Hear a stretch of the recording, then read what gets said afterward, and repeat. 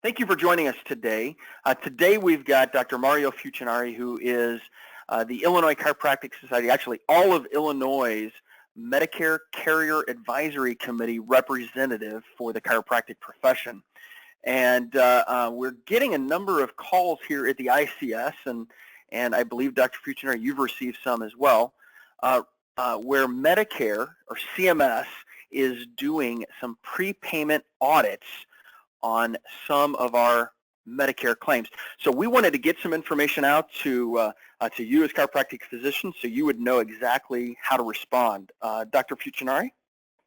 Hi, Mark, and thank you very much for having me.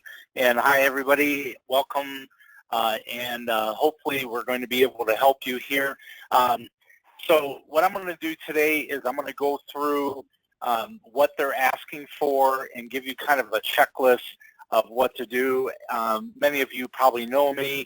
I am a certified medical compliance specialist and certified instructor, as well as in Illinois, the Carrier Advisory Committee rep for chiropractic with National Government Services, NGS, who is our local carrier here. There are several audits going on, and I want you to be aware that there are audits by zone program integrity contractors. There's audits by the recovery audit contractors. There's audits by CMS, Strategic Health Solutions, and NGS. And that's just with Medicare. So this is in January 12th, 2017. This was released by NGS. And this letter right here, basically, it's not a letter that was sent to you, it's online, but this is by NGS that they're doing a specific probe review of chiropractic manipulative treatment, CMT, for 98941. In this letter right here, it says that the department is doing a widespread service-specific prepayment probe review of 98941. It is a random review, but it's based on 98941. And so what they're doing is when these come in, they're asking for notes. They did this before in 2015 on 98942s. Now they're doing 98941. And as it says here, when they did 98942, that the majority of services were denied because of certain criteria was not satisfied, and it therefore changed the billing patterns of providers. That's what they're trying to do, is trying to educate all of us and change the billing patterns. Unfortunately, the billing patterns have shown that there's a lot of abuse, okay? The letter goes on further that, and you'll read down about 5 or 6 lines here, that they're looking for medical necessity, and this documentation includes, but is not limited to, and let me, that includes but not limited to the relevant history, physical exam, diagnostic tests. We'll go through what that means and what you should do, but keep in mind that this here, you have 30 days. This says 30 days on the letters that are going to the providers. They're giving them 45 days to get the information in. If you don't get it in, automatically they're going to collect the money here. So you definitely want to make sure that you are setting the information in. It is a random selection for prepayment review. It's not based on your profile, except that they're looking at 98941s. In other words, NGS, our carrier, is saying for Illinois, Wisconsin, and Minnesota, let's look at these reviews. Let's review 98941s, and they're asking for reviews here, and then they're going to let you know what you're doing. And then, as it says here in the last paragraph, the findings will be published on ngsmedicare.com on the website after completion of this widespread service here. Okay. The letter, Dr. Fucinari. Yeah. So now it did say random audit, right? And so they're randomly selected, but one of the things that we're seeing is Some of the providers are getting multiple requests. Do you see that as an anomaly, or just based on their office billing patterns, or just bad luck? I would say bad luck. And the reason is for this one here, it's a random request, but it's because they're sending in a bunch of 98941s and they're asking for 98941s. So, if you send in a 98940, they're not going to ask for it. It's all 41s. Now, there are other audits that are based on your profile, but this type of audit here that we're talking about today is not based on the profile. Okay, thank you. All right. This is the letter. When you look at it here, I'm going to pick this apart. For all of you that are listening out there, what I would say is, number one, get pen and paper and just jot down some key points that it's kind of like, I got this letter, what should I do? Okay, and that's what I'm going to help you with today. Okay, so it's usually for one date, and that's as this letter here. This is actually one of our clients here from April 19th, 2017. They got this letter, and you can see they're asking if they received it on 4/17/17, and then they send it to the client 2 days later. So this is just automatic. It's not like it went through and was processed. They're just saying, okay, let's just all this time send it, ask for the information, 45 days to send it in. Now, this is getting down to the nitty-gritty here. It says, please, the third line down, please submit complete documentation to support medical necessity of 98941. We accept documents via paper, fax, CD, DVD, and so forth. I will tell you, I have had calls from providers who said they faxed it in, and then the Medicare said they never received the fax. This is just my opinion, but I recommend that, first of all, you make copies of everything, and that you send it, send it like FedEx or whatever, but you send it with a tracking number and request a signature. That way you have proof that they received it, because they told the person it's beyond the time, we didn't receive it, we have no record of receiving it. Can you prove that you sent it? No, I have no proof. Well then, sorry, pay back the money. Okay, so that's just my opinion, but that's based on information I've received here. We accept the documents via paper, but so the first thing I told you is send it with tracking number, request signature. The supporting documentation, even though they're just asking for the one date of service, you send in your initial treatment date, which would be your initial report, therefore your initial exam. And everyone out there, I understand Medicare does not pay for examinations, but you still have to do it. Who pays for it? The patient. And that's why it still has to be done. So your initial report and examination, treatment notes, progress notes here. Diagnostic reports would be any MRI, CT, X-ray report, lab reports, whatever you have to support your diagnosis. The initial and the current treatment plan. Real quickly here, remember, treatment plan, frequency, duration, your treatment goals, and then your care plan. That's what makes up a treatment plan. They're also asking for an abbreviation key. If you use abbreviations, even if they're standard abbreviations, I would send in a key with that as well. Okay, so and anything up to 6 months prior, but think of it as an episode of care. When did the patient come in with this condition? And you send in the notes that would support that information. This includes a copy of, and they just start asking for the ABN forms. And I will tell you, I've helped a lot of doctors, over 50 doctors now, and I have never found an ABN form that was compliant. So make sure if you have an ABN form, that's what they're saying, send it along, because that shifts the liability to the patient here.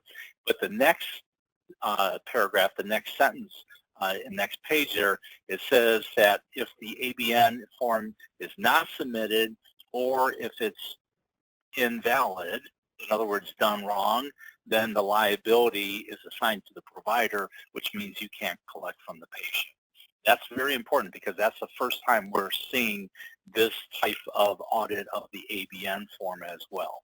Okay, so initial report, examination findings, imaging reports, re-exams, plus any ABN form if applicable. Okay, and then lastly, on that letter there, which is the official letter, they're asking for signature. It has to be legible. And so with that signature, you don't initial your reports and you don't initial your notes. It should be electronic signature or a legible signature. And if you feel that for some reason your signature is not legible, it is recommended to send in an attestation form. And so with an attestation form, then it will, and this is actually from the website, and so I'm leaving it up here so you could do a screenshot whenever you need to, but and then you put your name in there. So I, Mario Fucinari, DC, hereby attest medical records entry for the dates of service, this date to this date, whatever it might be, accurately reflects the signature or notations that I made in my capacity as a doctor of chiropractic when I treated or diagnosed, and then you put the patient's name. You hereby attest that this information is true, accurate, complete. This is not my wording. This is exactly from the website here. And then you sign it, but don't only sign it, but print it underneath it, okay? Because remember, if your signature is not considered to be legible, even if you sign, like Mark Abla's signature, I've seen it, okay? That's his signature, that's his legal signature, but it's not good for Medicare. Medicare says we can't read it, so therefore you do an attestation form here, okay? So that's what they're looking for. So in summary, what we said is, number one, send in the documentation. Number one, you don't have an appeal right or any fight in any skin in the game if you don't send in your documentation. I had one doctor says, what happens if I just don't send it in? That's called fraud. You don't want them coming back to you for fraud, all right? Make sure you make copies of everything. If it is lost, even with that signature and the tracking number, if it's lost, you can prove what was sent in. Do not change your notes. You can do an addendum, and if you need help with that, that's what we're here to help you with, okay? Have somebody maybe that's certified look at your notes if you need help with it, but make sure that you're going to send those notes in. Do not change it. You can do an addendum. You can add information in, but make sure that that note is legible and that you can read it. Send in your initial report. Hopefully you know what that is. We've done webinars and classes on that. If you need help, give me a call, okay? Exam and re-exam findings, whatever is applicable for the case, all right? Don't send in stuff from years ago. You want to send in stuff now. Now, remember, Medicare, it's all about the function. And so, therefore, your outcome assessment test. For those of you that don't do your outcome assessment test, you may be in trouble. You need to do it. It is mandatory to do it for Medicare. You want to send in any imaging reports to support the diagnosis. In other words, if you say the patient has degenerative disc disease, where did you get that from? Is it an x-ray report? Send in that x-ray report. If the patient has a herniation of the disc, do you have an MRI report? Send in that MRI report. Okay, what is your treatment plan? Again, treatment plan, frequency, duration, treatment goals, and send in your abbreviation key, and then, if applicable, the ABN, and then most important, I feel, here is your signature attestation form, all right? So that's it. We went through it here, and I'm going to leave it open to you, Mark, for any other questions if it didn't make sense to you. Well, I think you covered it well. Just so everyone knows, again, we've received a number of calls from doctors all across the state. There's no individual portion of the state or county that's being hit more than others. Dr. Fucinari did cover that it is about 98941, as was clearly indicated with NGS's notice. But also know this, that we're also seeing, because this is a prepayment audit, what I heard from one of our doctors this morning was that they're notifying simply by submitting remittance advice or the explanation of benefits. And it just indicates that either you got paid for that particular service date and service, or you didn't. In this doctor's case, he was paid for one. On another claim, he was denied for lack of medical necessity, and on the third, he was denied because there was missing documentation. And it could have been just as simple as he didn't have his treatment plan for that particular patient and for that episode of care. He may not have had his signature attestation form for that particular patient. So all of these items on this audit checklist are important. I would jot them down, write them down, and make sure that you include each of those for the requests that you receive from CMS. Do you have anything else, Dr. Fucinari? No, just make sure you take classes and learn the regulations. Compliance is a big thing, and it has been for several years, but now it's really exploding. And so if you are not familiar with compliance or you want to take further classes, number one, things are changing rapidly, and so ICS has their Facebook. I would recommend you get on that and like it, get it into your notifications. You can go to facebook.com/AskMario, like it, put me in your notifications. When I post something, it'll come up. This isn't a junk site. This is a site to help you, the doctor, okay? In addition, you, or if you want a staff member, it's not just for physicians, a lot of staff, the doctors get them certified as a compliance officer. When you are certified, I'm not talking about HIPAA here, I'm talking about OIG compliance, and it includes a little bit of HIPAA too, but OIG compliance, Healthcare Compliance Association says it's the #1 needed job in healthcare right now. It's two weekends, Friday and Saturday, and then you take an exam. It is a national board, and I've only had one person not pass it, but it's going to be in Decatur, Illinois, and Decatur is beautiful this time of year, nice and green, lush, and 80 degrees every single day, right? Okay, anyway, you can get more information at askmario.com. You're not here for that, but that might be something that you'd be interested in, so I just wanted to get that out.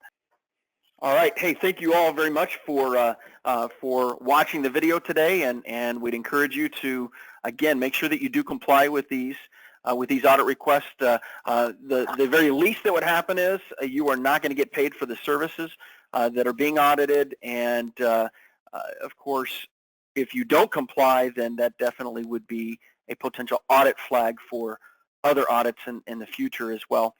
Today we'd like to thank Dr. Fucinari for joining us and for helping us kind of decipher exactly what needs to go into these audit requests and help our doctors across the state.